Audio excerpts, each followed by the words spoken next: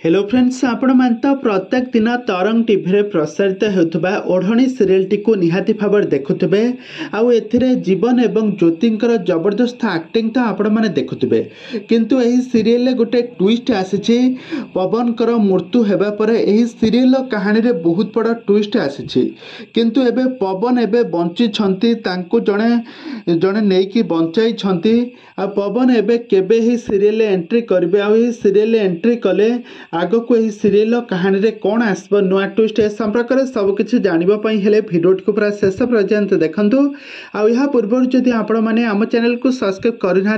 Subscribe कर पाखे bell icon को दबाई दिंतु। तरंग टीवी रे प्रसारित होता बहुत प्रतीक्षित लोकप्रियता हासिल करथिबा ओडिया सीरियल हेउची ओढ़णी सीरियल। ए सीरियल टी खूब कम दिन मध्य दर्शक मानक मन को छुई पारिछि। ए सीरियल कहानी को दर्शक माने बहुत प्रशंसा बहुत भल पाइबा मध्य देउछन्ति। आउ एथिरे अभिनय करथिबा ज्योति और जीवन और ज्योति जबरदस्त एक्टिंग को दर्शक माने बहुत पसंद करुछन्ति किंतु एही सीरियल गोटे बहुत बड़ा ट्विस्ट आसीछि। एही सीरियल पवन कर मृत्यु हो जाइछि माने जीवन कर भाई पवन कर मृत्यु हो जाइछि। पवन कर मृत्यु हेबा पर एबे बहुत बड़ा ट्विस्ट आसीछि काहेकि ना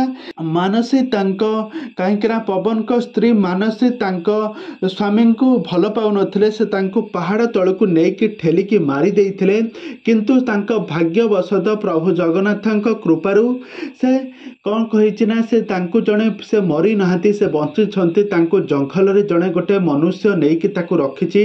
से जंगल रे गोटे कुड़िया घर रे तांकर